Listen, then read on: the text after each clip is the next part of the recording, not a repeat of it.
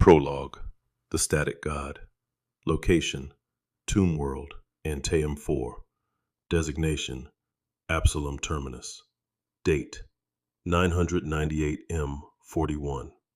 Subject, Overlord Thazar the Unsleeping, Pharaon of the Carthus dynasty. The waking was not a gentle ascent from slumber, but a violent tear in the fabric of cognition. For 60 million years, Overlord Thazar had drifted in the Great Sleep, his consciousness fragmenting and reforming within the emerald databanks of his sarcophagus. He had dreamt of the war in heaven, of burning gods and the death of stars. But those dreams were shattered by the crude, rhythmic thumping of primitive machinery. Vibration, impact, intrusion. The command protocol surged through his necrodermis body, forcing the living metal to knit together, purging the lethargy of aeons. The stasis field collapsed with a hiss of pressurized gas that smelled of ancient dust and decay.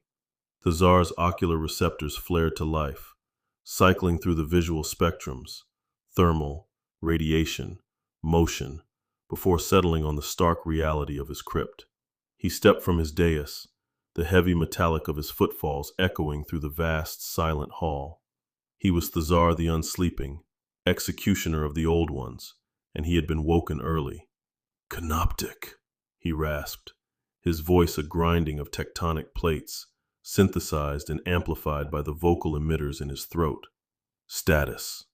A swarm of scarabs chattered over the obsidian floor, repairing microfractures in the architecture. A canoptic spider descended from the gloom above, its many eyes glowing with subservient acknowledgement. The data stream hit Thazar's mind instantaneously. Biological infestation. Sector 7. Excavation drills. Imperial designation.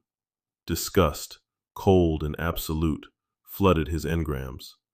The vermin of the galaxy had not only survived the long night, but had grown bold enough to burrow into his home like corpse rats. Thazar summoned his war scythe. The phase blade crackled into existence, a shard of green malice that hummed with the power to slice through reality. "Awaken the Lich Guard," he commanded, the signals flashing through the tomb's network. "Let us see what these children of dirt have brought to my doorstep." Magos Explorator Havelock tuned his auger, frowning at the readings. The cave walls were composed of a black stone that seemed to absorb the lumen lights of the Skitarii attachment. "High readings of unknown energy signatures," Havelock muttered into his voxcaster. "This is not natural geology. The Omnissiah has led us to a trove of—" The darkness at the end of the corridor vanished, replaced by a blinding green illumination. Havelock looked up, his optical mechadendrite zooming in. Marching from the shadows were figures of burnished gold and royal blue, skeletal horrors of metal that moved with a terrifying, silent synchronization. In the center walked a giant, a creature of regal nightmare, draped in segmented armor that seemed to ripple like liquid. "Xenos," Havelock breathed, fear warring with curiosity. "Open fut!" The order died in his throat as the giant raised a hand. Thazar watched the fleshy creatures scramble. They were pathetic, robed in red rags, fusing their weak biology with crude mechanics. They fired their weapons, las bolts that merely warmed his necrodermis, solid slugs that flattened harmlessly against his quantum shielding. He did not run. He did not charge. He merely existed at them. Thazar pointed a finger at the lead Skitarii vanguard. A tachyon arrow, silent and instantaneous, obliterated the soldier. There was no explosion, only the sudden absence of a torso, the legs and head falling separately to the ground.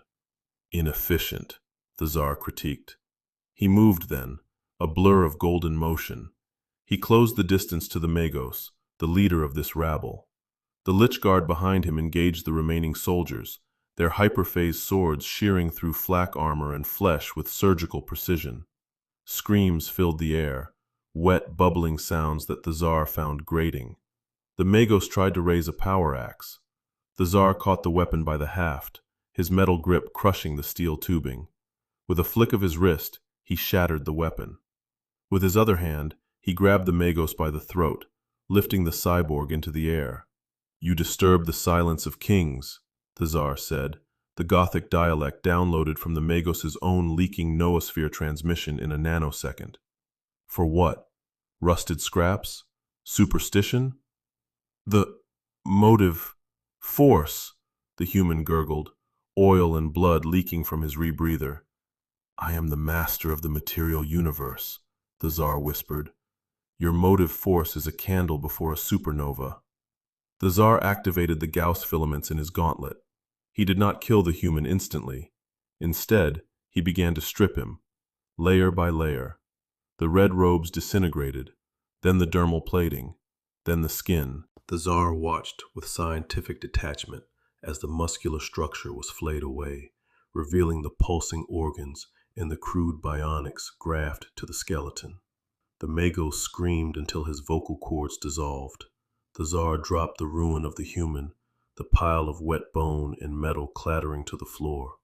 The skirmish was over. The silence returned, heavier than before. He stepped over the bodies, walking out of the excavation site and onto the surface of Antaeum 4. The night sky was ablaze with stars. The air was thin, cold, and perfect. In the distance, the burning wreckage of the Imperial lander sent a plume of black smoke into the atmosphere. Begin the atmospheric conditioning, the Tsar transmitted to the tomb's central cortex. Purge the oxygen, and prepare the astrometric array. I must contact the Zeracon. If these vermin are here, the galaxy has grown untidy. He stood on a ridge of black obsidian, looking out over the gray wastes of his world. He was calculating the trajectory for a hyperwave signal when the sensors in his cranial unit spiked. It was not a ship. It was not a weapon discharge. It was a point on the horizon, perhaps 2 kilometers away. A reading of energy so pure, so chaotic, that the Tsar's internal cogitators threw up error runes. It possessed zero mass, yet infinite output. Analyze, he ordered. His doom scythes, hovering in the upper atmosphere, banked to sweep the area. Their sensors failed instantly, burned out by a feedback loop of white noise. The Tsar narrowed his oculars. From the gray dust of the planet, a figure was emerging. It looked human in shape, bipedal, 2 arms, a head, but it was composed entirely of static.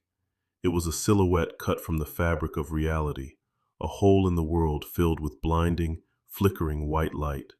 The air around it distorted, boiling with radiation that spanned every known and unknown spectrum. It did not walk, it flowed, the distance between them shrinking without the figure seemingly taking a step.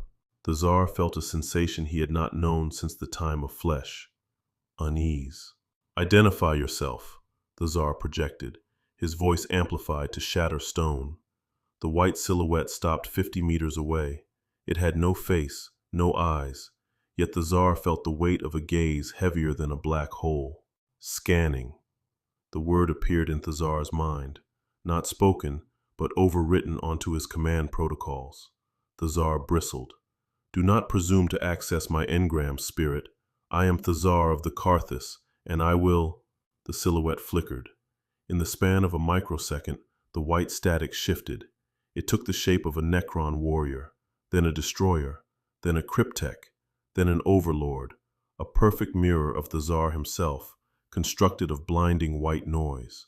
It cycled through the hierarchy of the Necron race in the blink of an eye, dismantling and reconstructing the cultural data of 60 million years in a heartbeat. It wasn't just mocking him, it was learning him. It was digesting the concept of his existence. Insufficient data, structure, rigid, potential, negligible. The judgment rang in the Tsar's core. Negligible? He was immortal.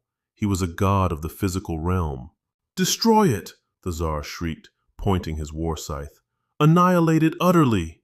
From the ridge behind him, 200 Necron warriors rose, their Gauss flares lighting up the dark with green death. A dozen immortals leveled their Tesla carbines. The Lich Guard formed a phalanx around their master.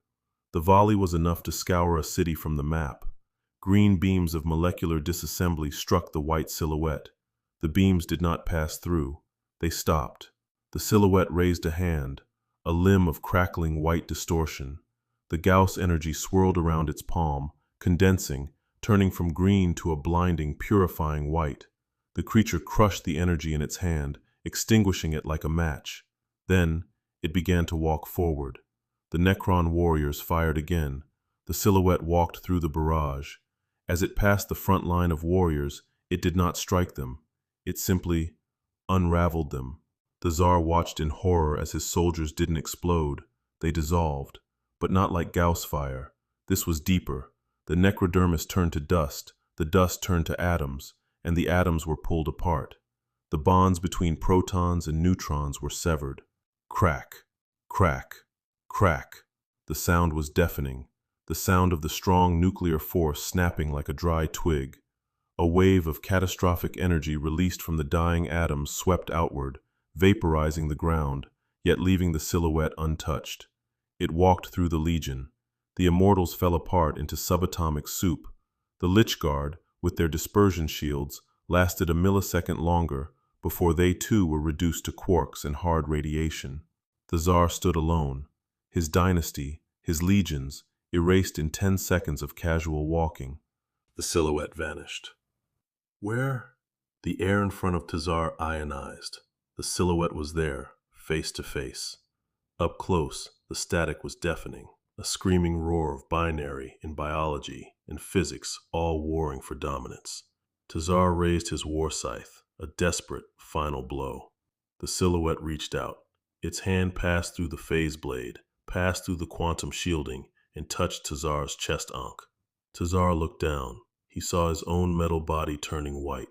He felt his consciousness, the complex algorithms of his soul, being read, copied, and deleted. Understood. The thought was the last thing Tazar ever processed. Tazar the Unsleeping broke apart, not into metal shards, but into light. His atomic structure was liberated from the tyranny of form. A blinding flash engulfed the ridge, a miniature sun born and dying in an instant, scrubbing the peak of the mountain clean of all history. Date 005M42, 7 years later. Location, Tomb World Antaeum 4. Reclassified, Dead World. Subject, Imperial Reconnaissance Team, Argus.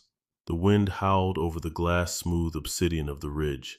The mountain peak looked as though it had been sheared off by an orbital lance strike, fused into a flat, mirror-like plateau. Major Caleb Thorne stepped off the ramp of the Arvis lighter, his boots crunching on the glassy surface. He checked his auspex. The radiation levels were high, but within tolerance for carapace armor. "Whatever happened here," Thorne said, his voice crackling over the squad comms. "It wiped out the initial scout team and whatever killed them." He looked around. There were shadows burned into the glass floor, silhouettes of Xenos constructs frozen in the moment of their disintegration. It was a graveyard of ghosts. "Major," a trooper called out. "Movement, 12 o'clock. Thorne snapped his Hellgun up. "Contact front, spread out." 50 meters away, sitting on a jagged outcrop of rock, a figure watched them. It was not a Necron. It was not an Orc or an Eldar. It was vague, a blur of white light that seemed to hurt the eyes if stared at too long. It sat with a relaxed posture, legs dangling off the edge of the rock, head cocked to the side. It watched the little biological machines approach. They were different from the metal ones, softer, wet, driven by chemical impulses rather than encoded command engrams. Fear, adrenaline, loyalty. It found them fascinating. The metal ones had been stagnant, dead ends, a closed loop of logic. These wet ones were chaotic. They evolved. They mutated. They believed in things they could not see. The anomaly felt the weapons locking onto it. Las guns, focused photon agitation. Primitive, but effective against biological matter. It decided not to be threatening. The Metal King had been threatening. The Metal King had been deleted. The anomaly focused its will. It reached into the template of the universe, pulling the strings of matter and probability. It condensed its infinite energy, folding it down, compressing the static, solidifying the light. The blinding white noise faded, the crackle of broken atoms silenced. Flesh knit together from the air, bone formed from the dust, pigment flooded the skin. The Major watched, his finger trembling on the trigger, as the white ghost collapsed in on itself and resolved into a shape, a man. He stood up from the rock. He was average height, with dark hair and eyes that seemed a little too deep, a little too old. He wore simple gray fatigues, unadorned by imperial aquillas or rank. He looked unremarkable in every way, except for the faint, static discharge that occasionally arced across his iris. The man smiled. It was a perfect smile, practiced and calibrated to induce a lowering of aggression levels in the Homo sapiens species. "Hello," the man said. His voice was not grinding tectonic plates. It was smooth, soft, and